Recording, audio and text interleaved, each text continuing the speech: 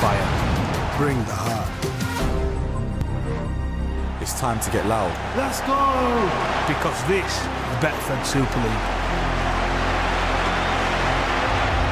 Bring it on.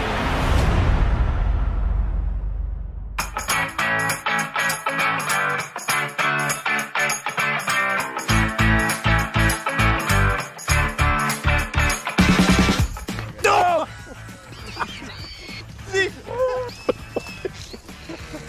Got me here. It took a big chunk. It's bleeding. It's bleeding. Oh no, it's bleeding. The thing just ripped my ear off. What do you think?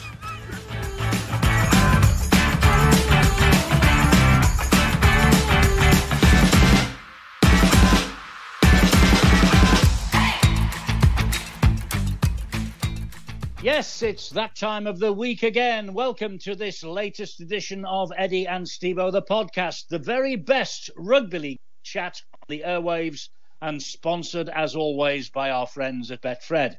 So, a week of blazing temperature here in the UK, and to say that Super League is hotting up is an understatement. A breakaway at the top, an incredible race for places in the top six, and a relegation battle that looks likely to go all the way down to the wire. So let's get on with it straight away by talking to Stevo, who's 12,000 miles away in Australia. Now, look, Stevo, it was damp and wet down there a week ago. We're enjoying record heat here.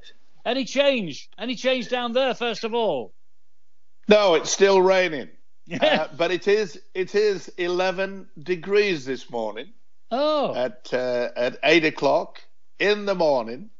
And I must say that they do say that it's going to stop raining round about lunchtime. So that's a relief. Stevo, it's dreadful. It really is. 41 degrees. It's Australian. It's a record, heat. isn't it? It is. It's a record, isn't it? That is amazing. Look, on with the chat. And first of all, I'm sorry, but we've got yet more sad news. Ricky Bybee, the Challenge Cup winner with both St Helens and Wigan. That's almost unique, is that? He has passed away at the age of just 40. Every club that he's played for, from the amateurs at Lee East, where he started, right the way through to the Super League top brass, have paid tribute to him this week. Stevo, this is absolutely tragic news, isn't it? It certainly is. I can remember this youngster coming onto the pitch and displaying absolute wonderful football ability. I thought that at that time he was destined to go right the way to the top. But at least he did have huge success, as you say, with both Wigan and St Helens winning the Wembley final. I'm afraid details still remain sketchy. He was found dead in an Italian hotel room. The police are still in the midst of an investigation, but this is dreadfully, dreadfully sad news. He also played for Lee, Oldham and Wakefield, and as I say, he began his career at Lee East, the amateur club in Lee. I mean, you just don't, you can't comprehend news like this at 40, can you? You just can't. No.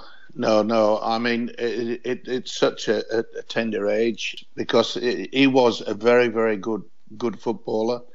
And as you say, Ed, it's so sad. So sad indeed. It's not an age. 40 years of age, awful. On behalf of both of us, to Ricky Bybee's friends and family, our deepest condolences. I'm sure you'll agree with that, Stevo. I do. Rest in peace. Wigan, 60-0 winners against Hull. Bevan French, a new record, 7 tries in a match. Leslie Vainicolo, Stevo, got 5, 2005. Shattered the record this weekend. Unbelievable. 7 tries in one game. It's an amazing thing. But the most amazing thing is 60-0. I know. It stunned me. I thought that Hull was a lot better than that. It appears to me, especially in the second half, that they put the cue on the rack at 60-0. Indication that that's exactly what they've done.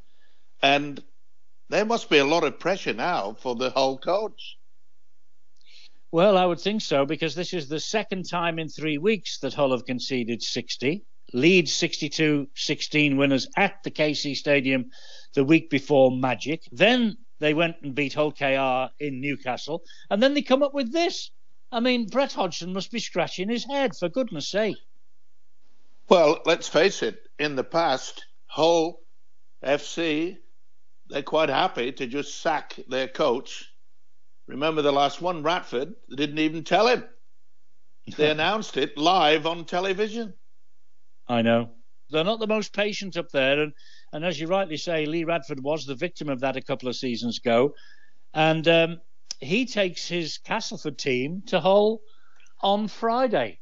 How ironic is this? Not ironic. He's looking forward to it. He will have his team absolutely at the top of their performances. Castleford will go there not just to get 2 points, but to prove a point with Mr. Radford that he should never have been sacked. And the way that he was sacked even makes it even more interesting in regards to the fact I'd love to be there to watch that game, because Castleford will run out as though they are giants. Don't miss this. This is a cracker.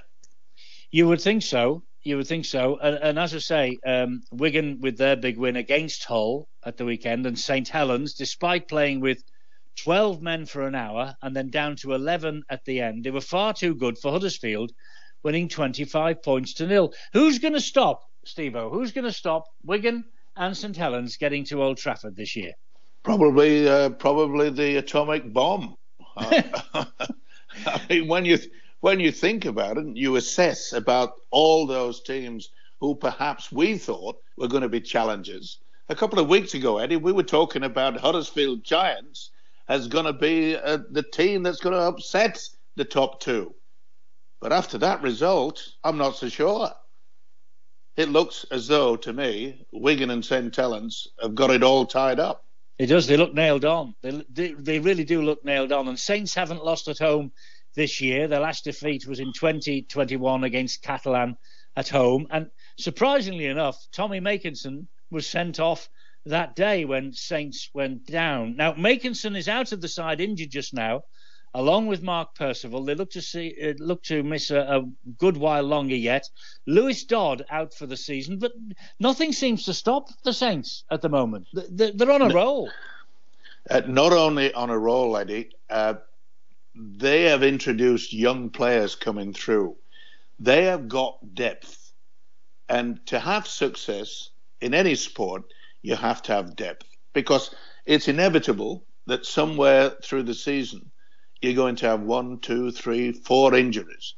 And if those injuries are the top stars, then you can struggle.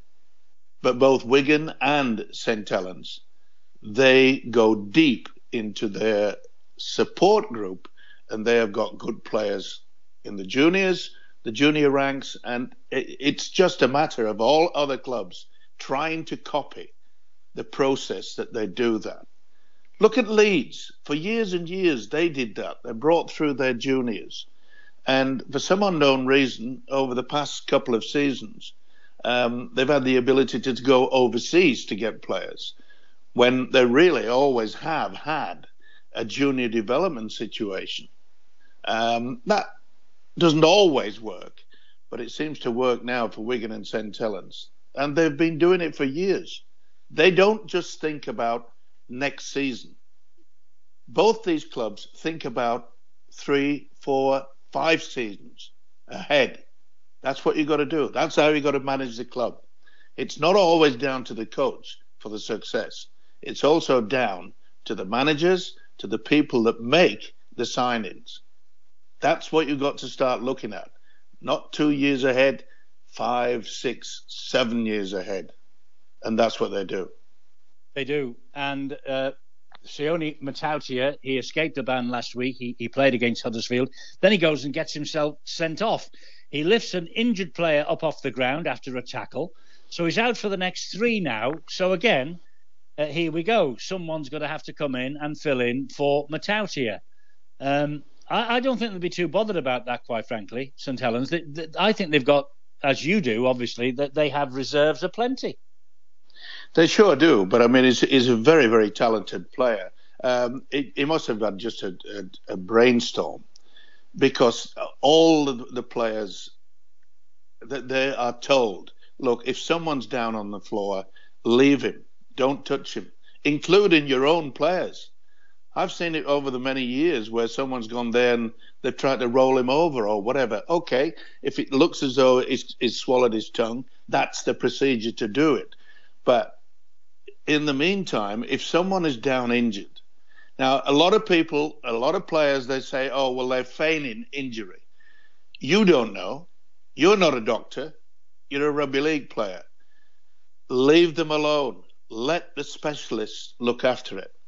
It's not easy, because you're all pent up and you're in that energy level, and you think, oh, you're just trying to milk a penalty, but you don't know. So please, all the players, just leave the man on the floor. He may be feigning it, yes, but let's not take the gamble.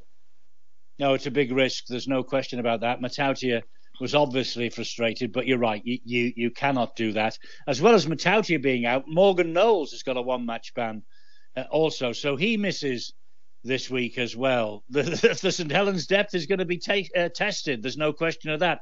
But Tuilola here, he was missing for Huddersfield, but this was a baffling performance from the Giants, wasn't it? As you say, we had them as the bolters for Old Trafford last week. It's difficult to assess, isn't it? But sometimes the opening 10, 15 minutes, you can sometimes get a feel that the opposition have just got good position on the field of play. The kicking game's superb. They keep forcing you back, and you get a negative inside your brain, and you think to yourself, oh, they're going to be too good. And once that gets into the player's brain box, that's it. You're gone. As we've seen, Hull losing 60-0. Now, you can never say about any player, any team, of saying they're not trying. But sometimes mentally, it can overtake you, and you think, oh, we're going to get hammered today. Well, Lee Radford, who, as we've said, was a victim of the whole hierarchy not being the most patient a couple of seasons ago, he will be skipping as he takes his Castleford team into Hull on Friday. And talking of Castleford, I mean, they've got an injury list as bad as anybody. They had a host of players: Milner, Marmo, Truman, O'Brien, all missing amongst others at the weekend. Yeah, well, Radford said he's got 14 out, Stevo. 14! I know. If that's the case, then there must all be 18 players or junior development. And sometimes you have to throw in these youngsters. They always say the best way to learn is to say, there you go up front, see what you can do. Well, he's had the opportunity, and they're playing okay. They are very, very good coached team as well. And as we said before, don't miss this game. Please don't miss, because Radford, if they win, he will have a grin as wide from ear to ear. Unbelievable. I know, he will. And that's what sport's all about, isn't it? I just wish I could be there.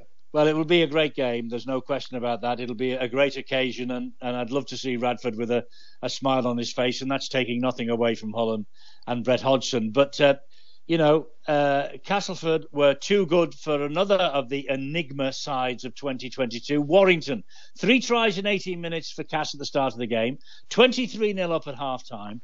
Then after an hour, Chase Blair, he gets sent off. He misses the next 2 matches now. Warrington rallied. They threatened a big comeback, but Cass held out. Castleford, as we're saying, they look good for the players.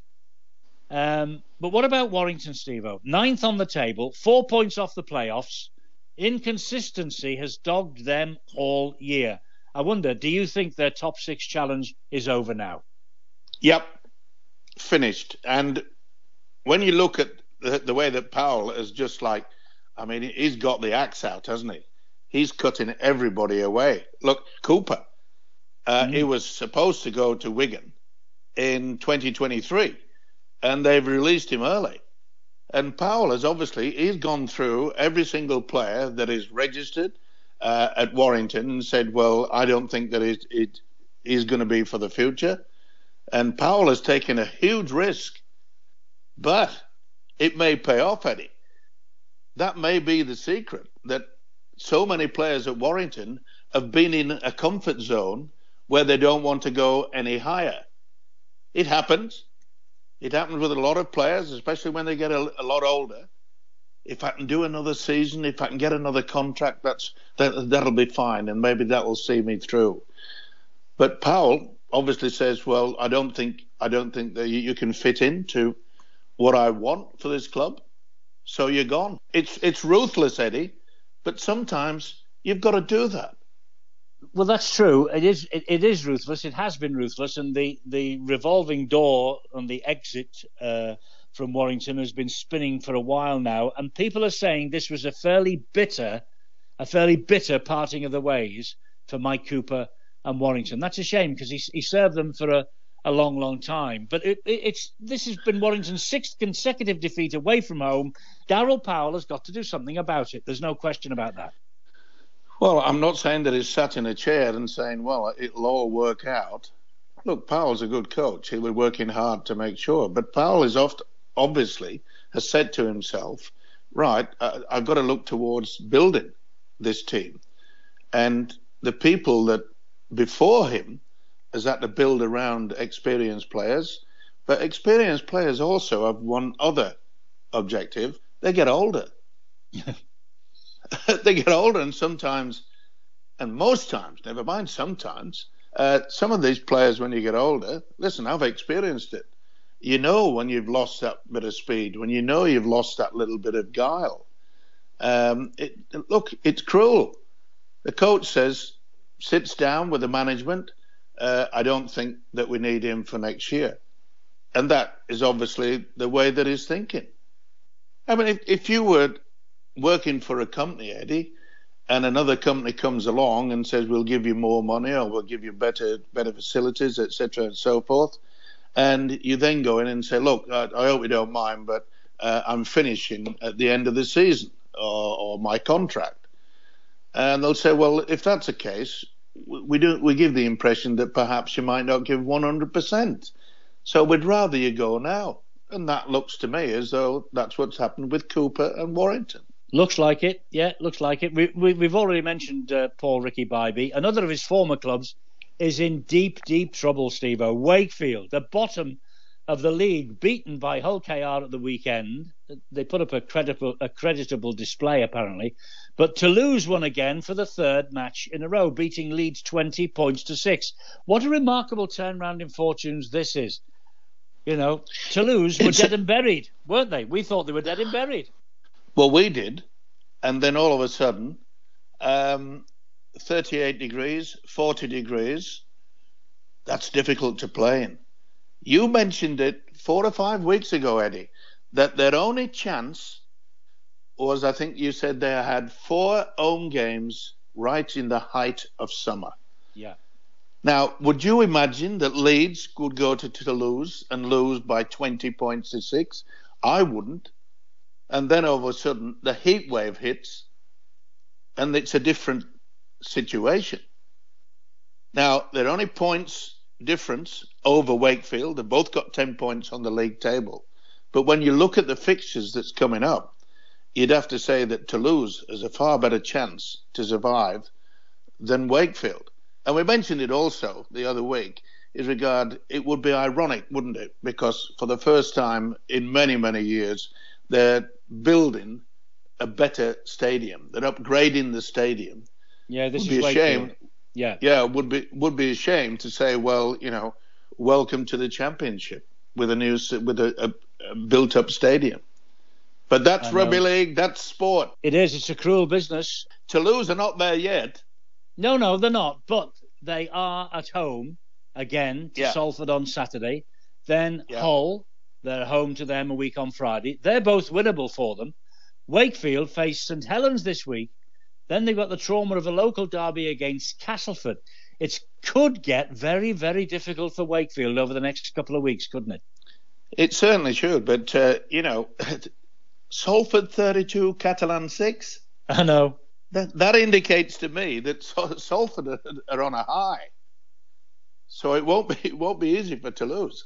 No, it won't. It's a fascinating race to avoid the drop. Tom Johnson's played his last game for Wakefield, by the way. He was already on his way to Catalan next season.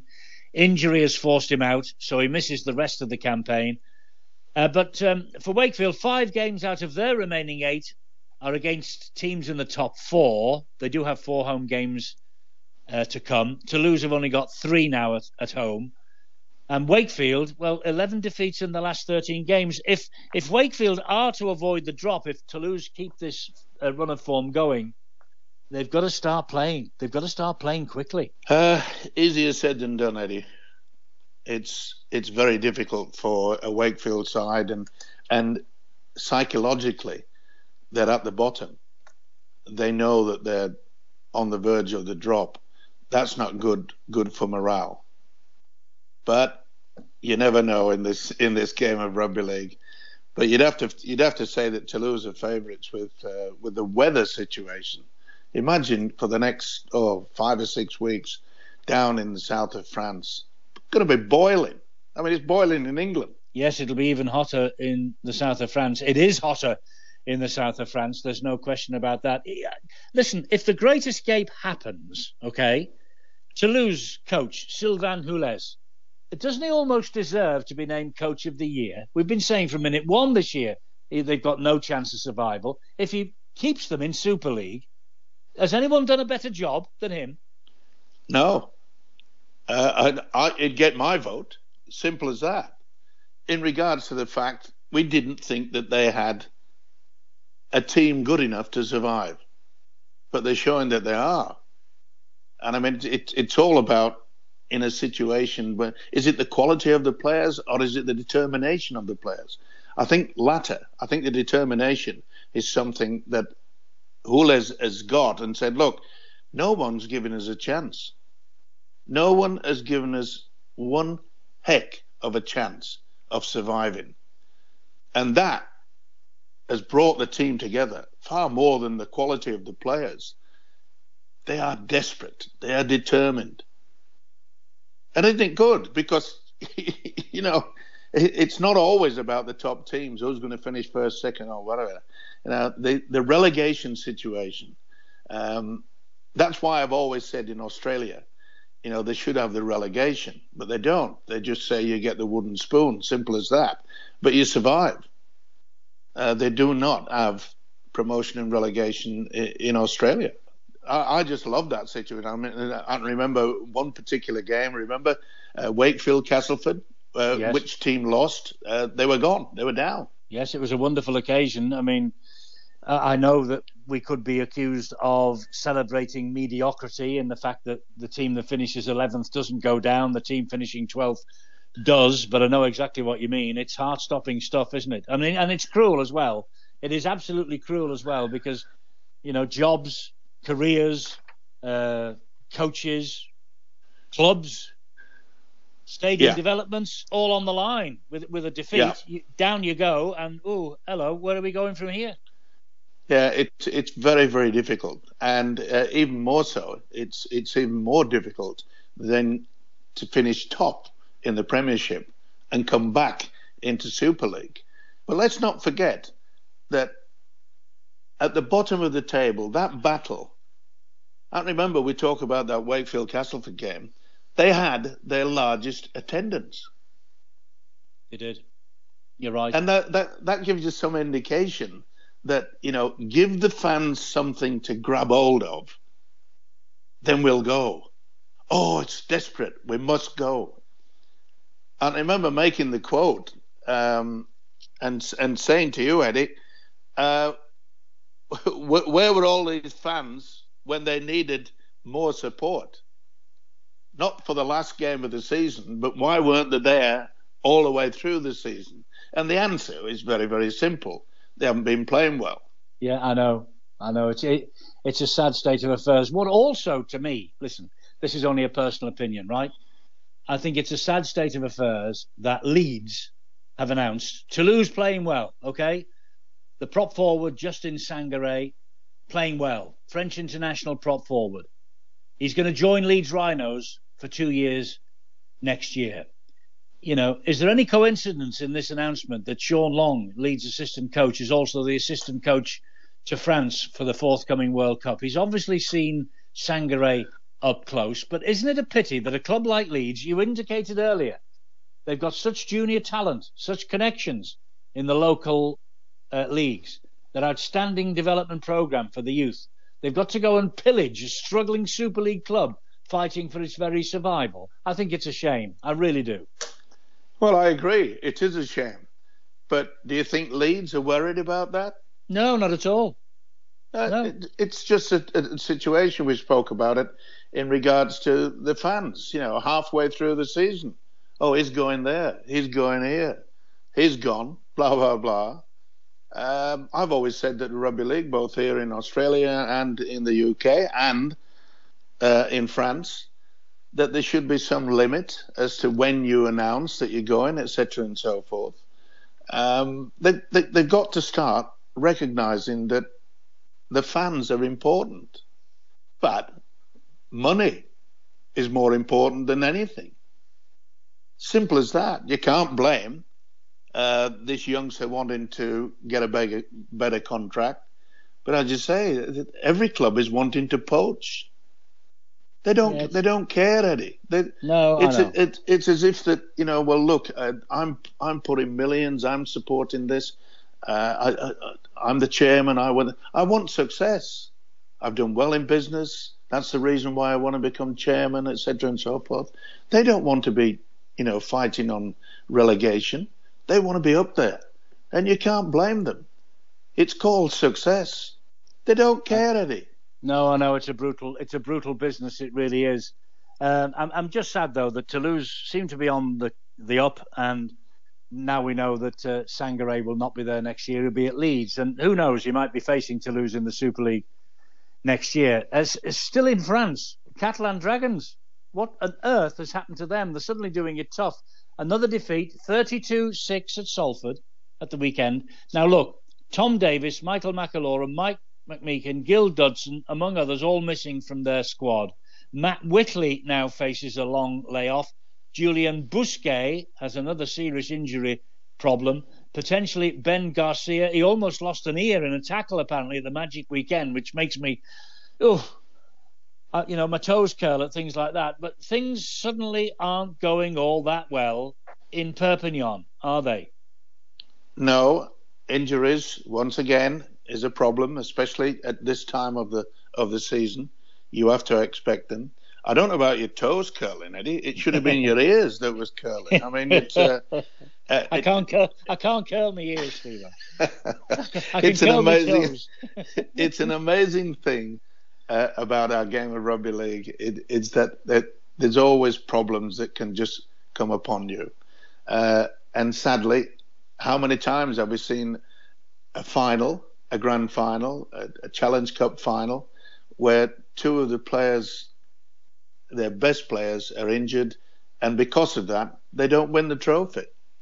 It's sometimes a luck of the draw, and that, as I instigated earlier in regard to the fact, you know, you've got to have a lot of depth in the team, not just 13 players. You've got to have at least 26, 30 good players, not just average players, but good, solid players. Not many teams can afford to get that. All that said, this is a season that started with so much promise. All talk of a possible new name on that Super League trophy at the end of the year. As we said at the start of this, it looks like Wigan and St Helens again will be at Old Trafford, barring a major catastrophe in both of their camps. The game, Steve, the Super League competition does not seem to be making progress in terms of getting new faces at the big games. Money, money, money. Simple. Top clubs have more money. Top clubs get bigger crowds, therefore more revenue. Top clubs attract more investors. Simple. If you've got the money, you can get the team. It is a business. Fair enough. I mean, that's the Super League then. What's happening down there in Australia? Listen, I've got a question for you, okay? Who in earth is this Victor Radley, who's declared himself an Englishman ahead of the World Cup? This was pronounced as a massive piece of news, earth-shattering stuff, prior to the game last weekend on Sky. Now, I must confess, I'm not an aficionado of everything that goes on in the NRL, but who on earth is Victor Radley? When I heard his name, I thought he was the guy who made the handbags and the purses. Victor Radley, Stevo, enlighten me, please. Listen, Victor Radley is a second row forward for the Eastern Suburbs Roosters. Is a very solid, hard character, a good player. His father was born in Sheffield, and during an interview, he said, "I'd love to play for England." And I think he was more referring to the fact that it would be great for my father, who is from Sheffield, that if I pulled on an England jumper. Well, the media have gone overdrive. Radley for England. Radley will appear in the World Cup, etc., etc. The websites have gone absolutely crackers over it.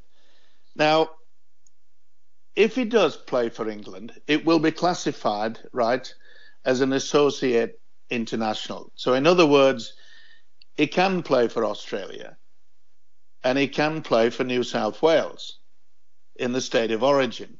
Now, if he did pull on the England jersey, then he could no longer play for Australia or play for New South Wales. You're joking. Now, Brad Fittler has made it quite clear.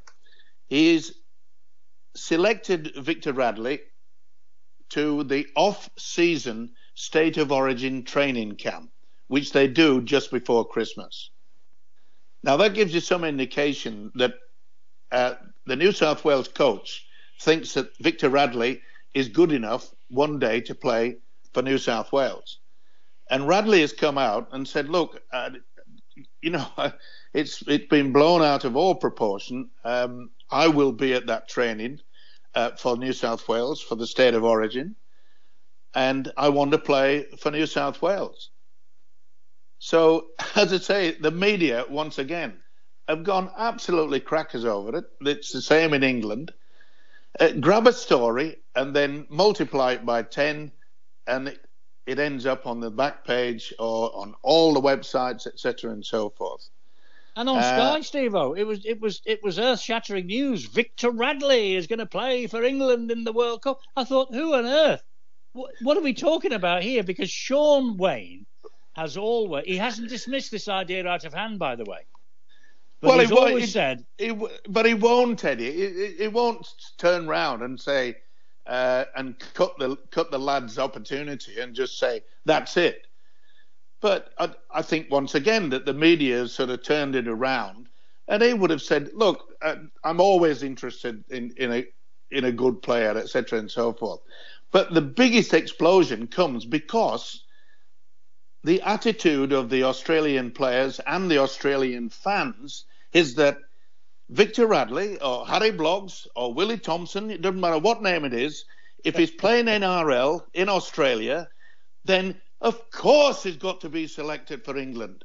How on earth can they leave him out? Well, we do have quite a few good players that play in England.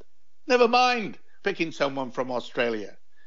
I was up in arms when they picked two Australians, when Bennett took the Great Britain side down to New Zealand, and I'm thinking to myself, why have we picked Australians? Well, I think Sean Wayne is off the same page, or has been, but he does say about this Radley situation that he is always open to selecting players who want to represent their English heritage, and so Radley now comes into the mix. But I'll throw a couple of names at you, Stevo. I'll throw three. Morgan Knowles, Mike McMeekin, Liam Farrell, and they're off the top of my head. I've not given it any thought at all. Is Radley as good? Is Radley better than those three? No. Well, there you go.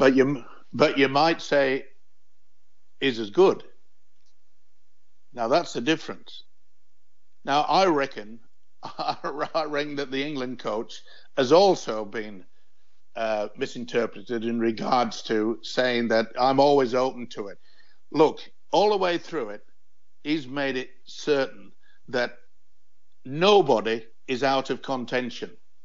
And I think this is just another, shall we say, another coin into the pond, and letting everybody know that I may change my mind. I may go for the likes of Victor Radley.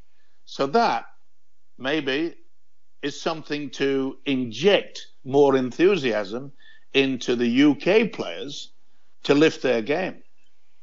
He's always said, everyone has got a chance. I will select the players that are playing at the top of their ability for the World Cup.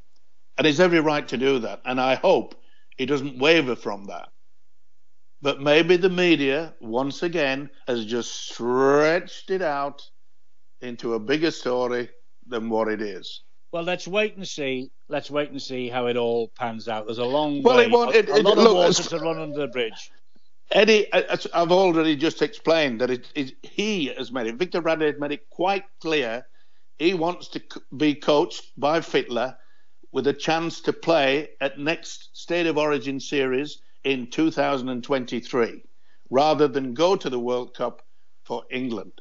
It was more of a throwaway line, this is my opinion, when he said, my father's English, I'd love to play for England. In other words, I'd love to give my father something to be proud of. Well, everyone wants to do the right thing by their dads, don't they? I understand that, but you know. Yeah, of course. But as I say, ta-da, trumpets out, drums are banging, the media are on the roll. All right, well, the media's on the roll. Hey, bless them, Eddie. We did a few years together on the media roll, didn't we? We did, but we never told lies. We never. What? we never told lies. Oh, maybe the odd fib. Well, you did. You always bent the truth. You got in so much trouble with so many coaches. I know one in particular. You got in so much trouble with so many coaches because of you bending the truth.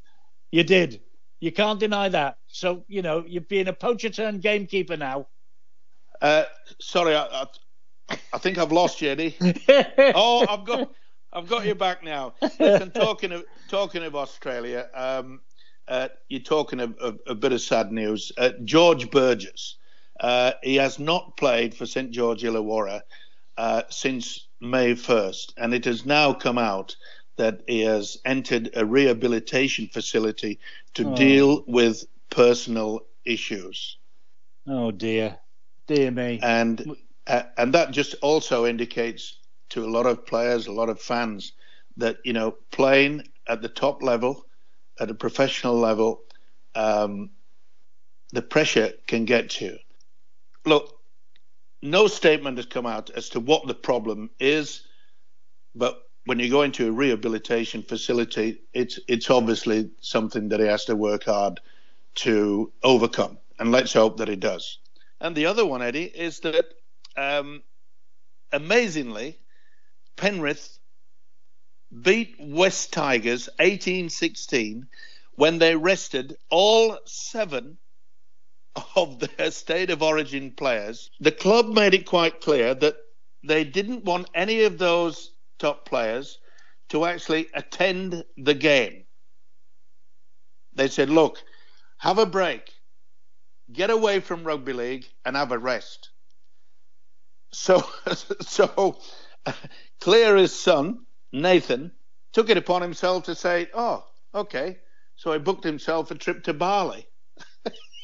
like a lot of young Australians do. Dad says I can go away for a week, and off he goes to Bali. Good on him. Well, that's fantastic, Stevo. It sounds like Penrith are really, really managing their players for the run-in to the end of the season. Good on them. And I bet Bali is glorious for Mr. Cleary and company. Now then, anything else before we go? Well, a little bit of sad news, Eddie, in regards to the fact that 2 youths have been identified for being responsible for sending death threats to the Parramatta player Mitchell Moses and his family. Oh. Death threats. And the police are investigating. They found the 2 youths. It's come to a stage now where last weekend Moses had to have a police escort into the ground, and also we'll have a police escort and his family into the ground this weekend. What on earth has come to this? I know, it's just crazy. We started off with the news about poor Ricky Bybee, and we're ending up on another bit of a downer. But hey, I'm sorry to say that's the world in which we live at the moment. Now, look, next week you're having a bit of a breather, and so we won't be talking to you on the podcast, but I will be talking to a best-selling author who has got 3 crime novels out based on the sport of rugby league. It's all fictitious, of course, but they are great reads, and we'll be telling you all about him next week. So that means, Stevo, you take it easy, you put your feet up, you have a mid-season break, and we'll see you in a fortnight's time. How's that? Take care, top man.